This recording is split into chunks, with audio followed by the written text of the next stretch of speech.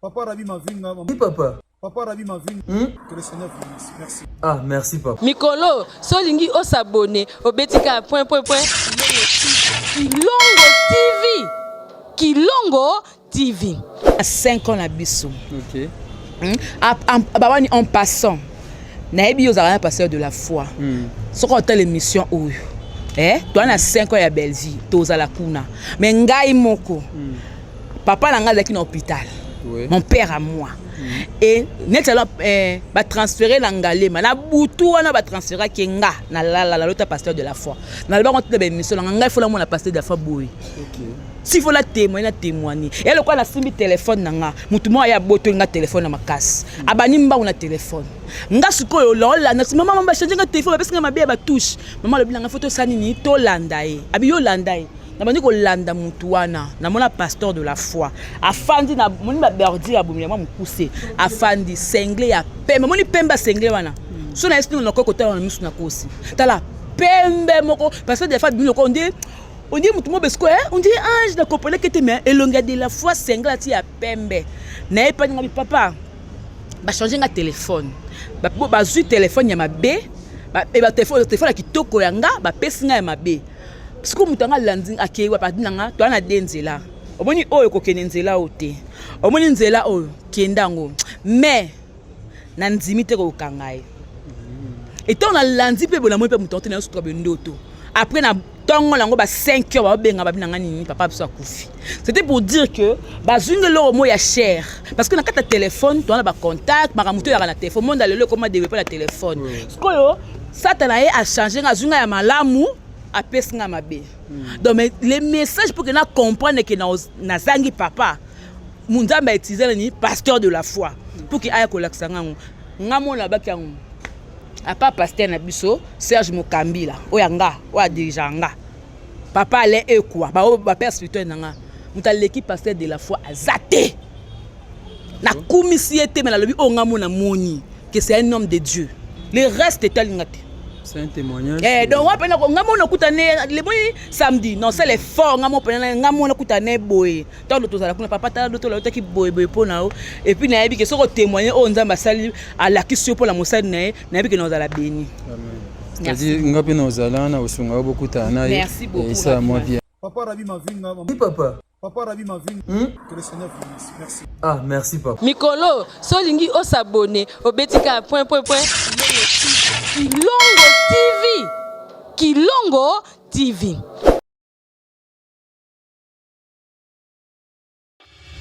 Bienvenue au centre évangélique de la foi en Christ. CFC Mon Église, venez rencontrer Dieu. Voilà, bonjour, mbote na bana notre père nyonso, bana CFC, bana de la foi TV, bandeko nyonso beaucoup aux occasions olanda biso na moment oyo ba papa nanga, ba maman, ba yaya baninga, tope baleki bisika nyonso bozwami tika Yesu Masia Nazareth, nzambo na ndimela, oaza mokonzi moko pe mobikisi. Oya matane kulusa Golgotha, akufa seko azana bomoi, nzambo ya zala azapa kozalaka seko na seko aotikalaka nzambe nde na tomboli ye na tongo leo na ngola sali biso tokutana en famille otoka kopesa message otokoza nango de la part du Seigneur et pour que libota na ye oeza libota ya bana nzambe tope libota basantu ba vivre bolamu ya Yesu Masia Nazareth oaza mokonzi nazo bandela pe mobiksi na biso nzamba parcours pe ya kondimananga nzambe ya CFC nzamba centre évangélique de la foi en Christ au wapi tout ça il a eu lokola baumbo ya pamba. Encore une fois de plus mbote bonjour na bino nyonso ça dépend na heure oyo okoyeko zulanga so ina poko bonsoir soki pe na butu soki pe na moi bonjour papa nanga bonjour maman bonjour yaya bonjour muninga bonjour mosali na nzambe to pe ndeko okozo occasion ya kolanda biso alors nga pe ndeko na bino na ye pona ko ya kopesa bino bonne nouvelle il y a losambo otozanango bandeko nanga diable a ebi site moko ou a déstabiliser beaucoup de personnes au même moment, c'est la famille. Raison pour laquelle au moni ba divorce c'est au salama na objectif nini ba divorce c'est au salama c'est le monde à ténèbres et ça pour bana o ba kotika la wana lokola bana oyo papa na maman ba kabwani bazala bana moko oyo ba manquer éducation bazala bana oyo bako souffrir na vie et beaucoup plus na biso ba otozwami na Afrique boye eza penza pasi soyi papa na mama bakabwani otope papa kei mama tikali tope mama kei papa atikali lelo tozomona bana ebele bazana kati banzela bana ebele lelo bazotanga te bana ebele lelo ba qualifier bango lokola ba sorcier mais bazala ba sorcier te ya mu comme suna bandolo bana lobi caprice ya mwana so ba botine baza soute et comme atetites ba mwana aza teti parce que ba pesi boya boy kolia ba bia sala boya boy or bandeko bazana étranger ba yebi mwana zana ba droit ape na ba devoir na ye donc si tozo beta tolo na ba devoir mwana tueba que mwana aussi azaka na ba droit na ye o eza normal alors ba droit ya mwana so imoboti aza à comprendre que mwana ngalinga kolia oyote alinga kolia alinga oyote alinga kosala eloko boye o eza pe naturel eza na rien na kati lokola signe ya impolitesse to pe ya tetitesse mais oyebi bien aimé dans les seigneurs ceux qui parazate mutazo bokola mwana amona mwana za teti amona mwana za impoli au qualifier mwana na toutes sortes de mauvaises qualifications pour baboti bakoyi kozala te alors par là vous allez bien sûr réaliser que diable azo panza mingi ba famille tant musuma mozola nanga na tango famille na openza eza penda malamu mingi te tant mususu ozola nangai libale kufa tant mususu ozola nangai mobali akufa mwasi akufa et osala choix mususu mais lelo ezo compliqué yo ezo compliqué tant mususu pe ndekozana étranger tika bana na Afrique tant yoka sangwa bana na yo to pe mwana na Afrique esala ko penza pasi makasi pasi komona que mwana nazaki na ebi etonga nazalaki kuna comment mwana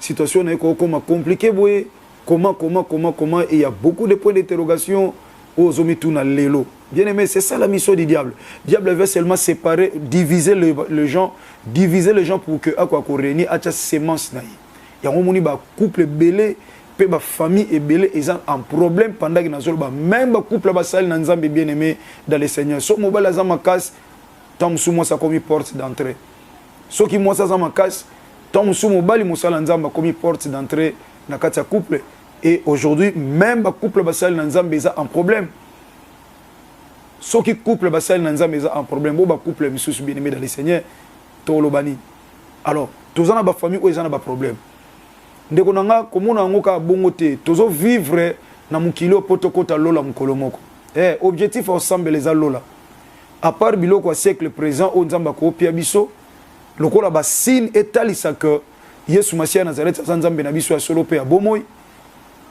et ya mutuya eza plus après cette vie parce qu'on peut avoir tout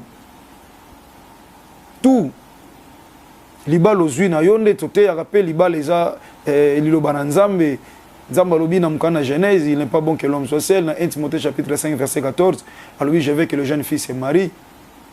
Alors oui, quelque part aussi, deux vaut mieux qu'un. Oui, c'est vrai.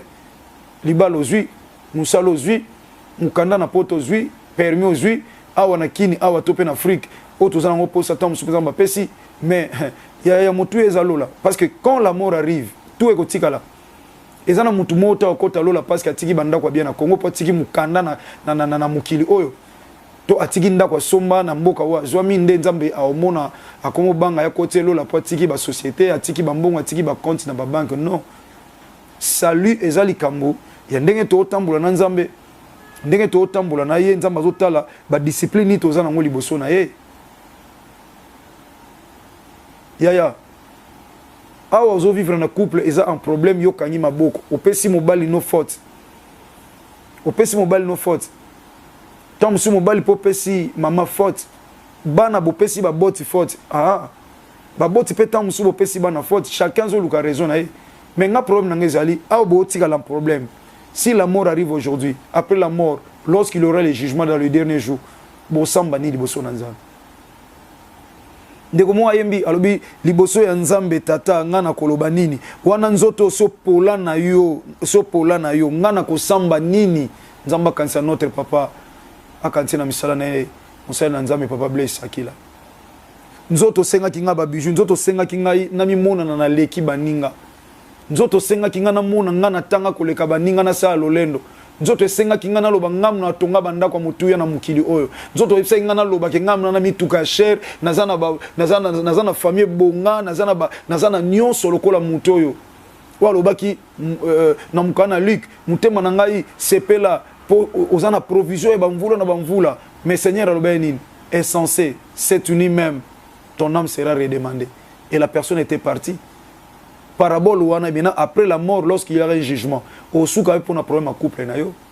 Au pesa mbali no tort tant nzamba au sambisa. Au pesa mwasi no tort tant nzamba au sambiso yaya. Au pesa bana tort tant nzamba au sambisa yo. Bana yaya au pesa baboti tort tant aux en a jugement éternel, jugement de l'éternel. Bible lobi to le kana tribunal ya Christ. To samba. Tout ce que tu as dans moi, tu as yaya. Mais j'aimerais parler de ta famille bien-aimée dans le Seigneur. Tu as la libota na yo boyo kanezate. Tu as le foyer na yo boyo kanezate. Pendant que je parle là, Nzamba ko utiliser le canal en ce moment pour adresser na ndeko penza ozolandanga. Tu sens que ce message est percé na mutema na yo. Yo ne mutu Nzamba olobi. Couple nous a bien teint, bo ça la semblant na miso batu yaya. Le diable est entré, il a déjà sémé, il a déjà bâti son hôtel. Il a déjà bâti son hôtel na katia foyer na bino. Il a déjà bâti son hôtel na katia famille na bino. Maman ana bana o ayoka na bien na bango, izana ba mso ayoka na te. Papa zana o alinga kana o alinga ati. Tamsu bato papa o linga maman o linga bango te. Na katia famille bokomi deux camps. Et vous trouvez ça normal? Hôtel, il y a division ce côté. Parce que là où il y a la division, c'est la haine qui règne. Et lorsqu'il y a la haine, la mort arrive facilement. Ba poison comme kota po ni pona ba haine. No yo katende de ko bumi ndeko na ye na poison ndeko a livré ndeko na ye. Na ilo komo songolo parce qu'il y avait la haine. To kamo ndeni. To mone on kutu na Bible, Caïn aboma Abel pona haine. Caïn aboma Abel pona haine. Tata moko mama moko. Yaya, papa, ah, famille, ça a un problème. Yo, so, luka ba raison, et l'orezo kamusanga, aux appels chrétiens bien aimés dans le Seigneur. Hein, yaya. Ok, dans l'église, yepe kuna ke dans l'église. Mais finalement, bande konanga, tozo nga ba na nzamba ngo penza, o tozo sambela, si c'est vrai, to kende lola, to mona ngo nde to tamblo na sena moi. Ngana nde konanga to yoka na te, lola ngo no kota ndeni. Même si ngam na a raison. Mais Bible lobi, recherchez la paix avec tous. Et la sanctification, on ne cherche pas seulement la sanctification, soki to luka kimia na batute. Voyez mes amis, mes frères et sœurs, papa, maman, voyez maintenant, problème na kati ya famille, il y a un leki boyo kanate. Mutuna kwena ye et bozo luka na ba raison, mais ba raison oyoyo et c'est pandi famille bande konanga, et c'est pandi famille. Et aux alessengomi so toza ini na famille to loba, so Christ azongi lelo libota na biso, tokeme ma vie mususu. Ata toyeba na te mena yebi ke leki nanga toza malamu ya nanga toza malamu baboti nanga toza malamu to kota lola. C'est ça l'assurance de la vie. Eza babilo kote panzi bino opesa ndeko mbongo selo likamsongolo asalelo ka mabe ya ngote ko panza bino e ko panza bino te za biloko ko leka. Oui, ça fait très mal. Oluka mbongo na pasi me ya deceva yo. Oui, et ça la pasi. Tamusa salaka o mabe moko songolo oyo yebi ya ezo frère kulaka yo pas mal de larmes peut-être au plus profond de ton cœur. Mais laisse-moi te dire bien aimé, il y a un temps pour toutes choses. Ecclésiaste chapitre 3 dans verset 1er, il y a un temps pour tout. S'il y a un temps pour nous aussi, il y a un temps pour nous arranger. C'est un temps pour nous kangakanda, il y a un temps pour nous pardonner. To kangana bakanda ti wapi yaya ti wapi oyo lelo famille bokomi na ba groupe ye na ye kuna bazala bien ye na ye kuna bazala bien ye kuna na ye kuna bayoka na raté. Mais jusqu'à quand bande konangai et aussi la mort arrive aujourd'hui. Où serez-vous na kata famille wana bozala wapi? Yaya biloko kaka mukili oyo bato ebele ba okufa ba otika ba mbongo ba otika ba ndaku.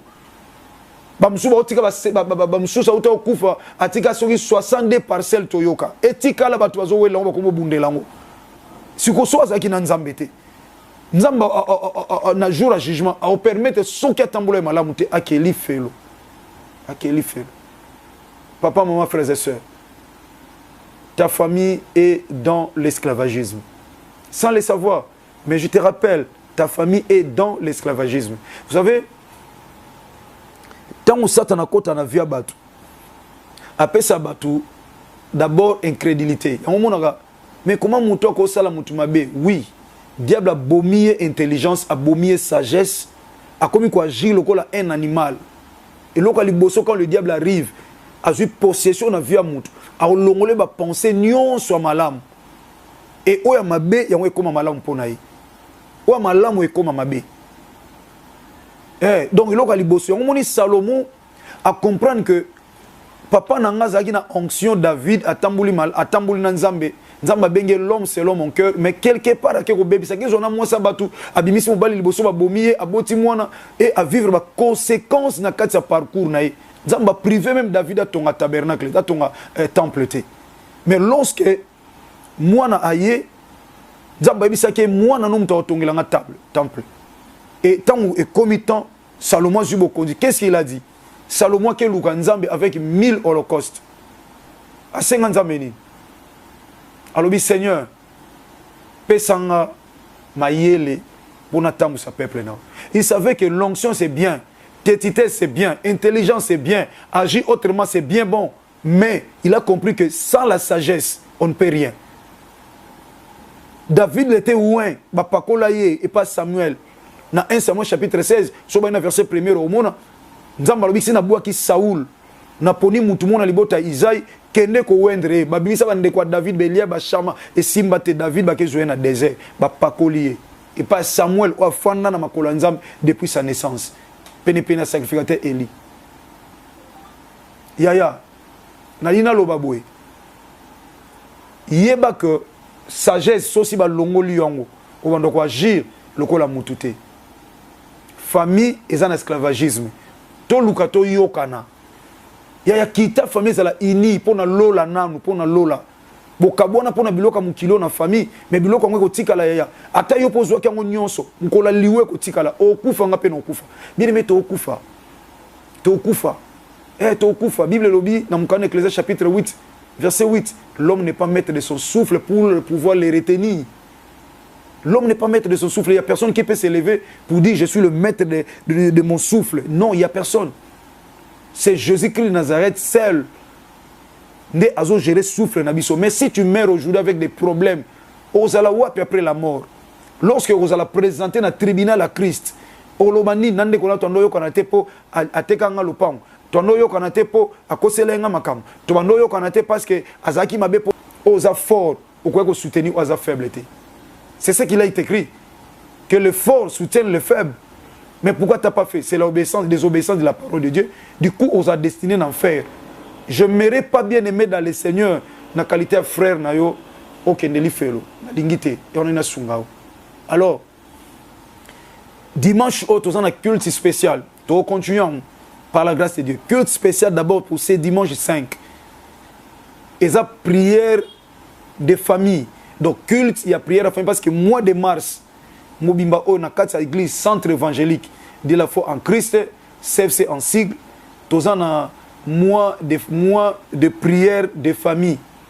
Mois de mars, mois de prière de famille.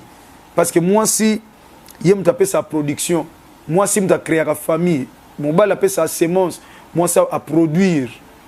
Alors, si ma beleza ma bé, attends, c'est moi, c'est quoi robot? Alors, moi, ça, c'est un symbole, il y a production. Ce qui veut dire, moi, si je me tape la famille est là, sous la grâce de Dieu et à son temps. Alors, il y a un mois de mars, au mois de la femme, moi, si je me tape la résurrection de Christ, c'est le 3e jour.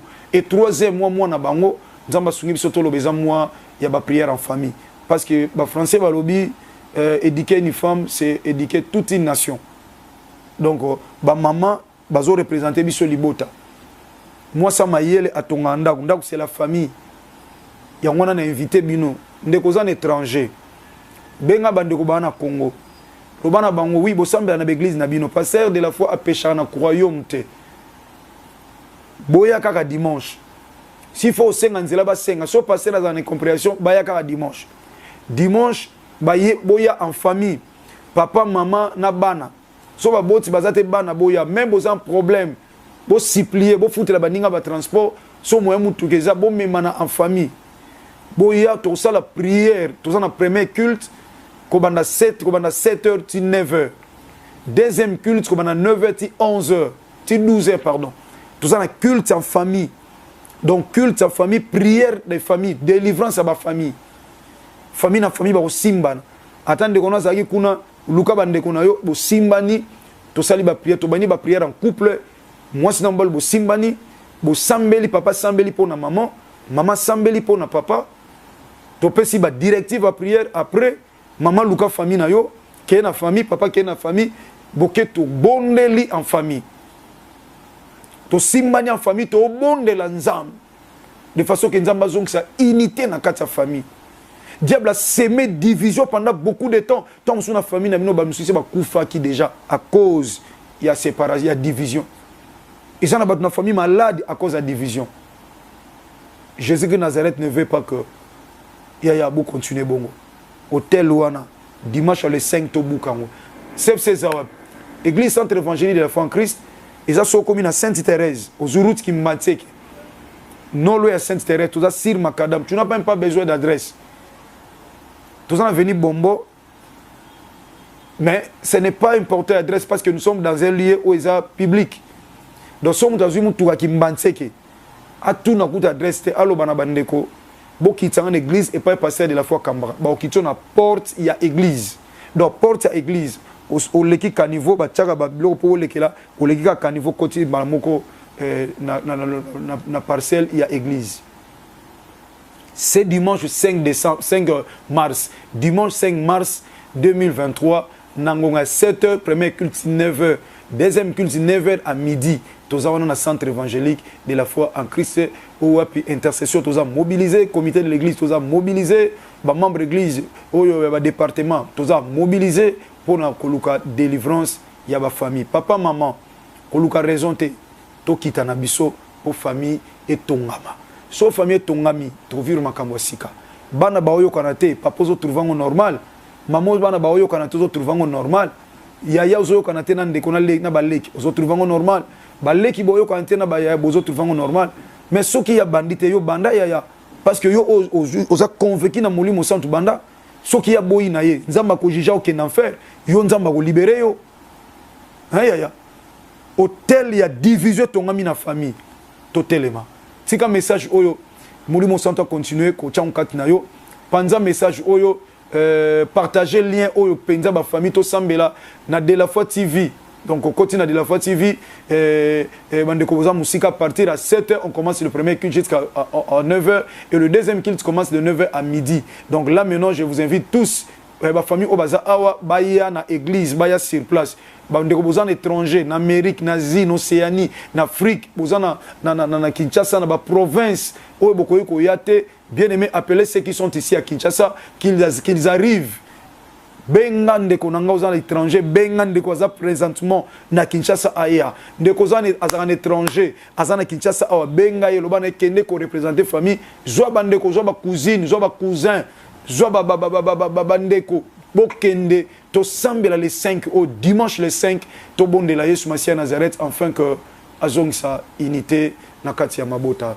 Voilà bien aimé dans les Seigneur ozaki message na kopé Sabino le quoi frère na bino leki yaya topé muninga ndenyo sunzama ko tshona mutema okwa ko benga soki pe musali na nzambe otoza ba simple instrument et kolo Yesu Masia Nazareth a ozwaka lokumu. Merci encore une fois de plus na bino nyonso bana notre père bana CFC France bana CFC Angola bana CFC partout à travers le monde bana de la foi TV ba papa ba mama ba yaya baninga baleki nzambe nanga apambola bino mingi lelo tozana na prière lelo jeudi tozana na prière à combat na 18h na CFC France 18h na Ivry Sissène au komi wana prière eza lelo ya combat pe lobby na invité yo ozanga te toujours na CFC France veiller eza lobby bana notre père Yesu Masia lobby veiller et prier. Donc vendredi à lobby et veiller eza na kati ya Ivry Sissène et pas centre évangélique de la foi en Christ et Zoami veiller eza na église lobby loko la première vendredi à moi donc veiller ezali et eza bien préparé pour la gloire du Seigneur. Kobo santé ba programme na CFC France. Chaque dimanche na kati ya Ivry Sissène tozawana na avenue Maurice Gesbourg na 94 bato webi na 94 tozana Ivry Sissène. Donc mon abisso wana chaque dimanche le culte commence à 7h jusqu'à 11h30 des cultes na bisso et signe de 7h à 11h30 dans centre évangélique de la foi en Christ na Ivry Sissène avenue Maurice Gesbourg 94 otoyebi na 94 na Ivry Sissène toza wana et lobby na bandi lelo jeudi chaque jeudi toza na culte ya combat et délivrance CODEF combat et délivrance des familles à partir de 18h et dimanche toza na culte de 7h à 11h30 et premier vendredi à mois toza na veille de prière kuna tika nzamba pambola basali na nzambe nyonso ya centre évangélique de la foi en Christ France pe bana nzambe nyonso ya CFC bana de la foi TV et partout à travers le monde tolingi bino mingi tika Yesu Masiya Nazareth nzamba CFC oaza mokonzi mo bikisi na biso apambola bino tokutani dimanche pour notre programme de prière au Tozanamo. Que le Seigneur vous bénisse. Merci. Bienvenue au centre évangélique de la foi en Christ. CFC Mon Église, venez rencontrer. Le business a ses idées, FB International Agence a ses abonnés. Le fret Europe, RDC, a retrouvé son identité. Pour l'envoi de vos colis, bagages, véhicules et autres, Courrier Express à destination Kinshasa RDC, une seule agence, FB International. FB Business, et pas Fisto Bassene, à Bizo Kotozane, Maringa Septande. Maringa Septande, c'est là où j'explique. Alors, Maringa Septande, FB International. Na Kasavubu, elle dit que c'est na Kasavubu. Ça va sauter na Kasavubu na Maringa wana. La sécurité de vos bagages sont assurées en un voyage rapide et à bon port, quelle que soit la quantité. Du déposage jusqu'à l'entreposage, FB International assure comme jamais. Alors jamais. Nous organisons des frettes aériennes et maritimes. Awana FB International Business. Biloko et Komaka, Peto Zouaka. Komaka, Peto Zouaka. Pour plus de contacts, International. Agence Assis. FB International. Souka. FB International. Tanger. FB International. Adega. le business a ses idées, FB International Agence a ses abonnés. Le fret Europe, RDC, a retrouvé son identité. Pour l'envoi de vos colis, bagages, véhicules et autres, Courrier Express à destination Kinshasa RDC, une seule agence, FB International. FB Business, et pas Fisto Bassene, à Bizo Kotozane, Maringa Septande. Maringa Septande, c'est là où j'explique. Alors, Maringa Septande, FB International. Na Kasavubu, elle dit que c'est na Kasavubu. Ça va sauter na Kasavubu na Maringa wana. La sécurité de vos bagages sont assurées en un voyage rapide et à bon port, quelle que soit la quantité. Du déposage jusqu'à l'entreposage, FB International assure comme jamais. Alors jamais. Nous organisons des frettes aériennes et maritimes. Awana FB International Business. Biloko et Komaka, Peto Zouaka. Komaka, Peto Zouaka. Pour plus de contacts, International. Agence Assis. FB International. Souka. FB International. Tanger. FB International. Adega. FB International. Masolo. Balobi kunande masolo ya kati. Mosusu olela. Mais FB International yango ni masolo.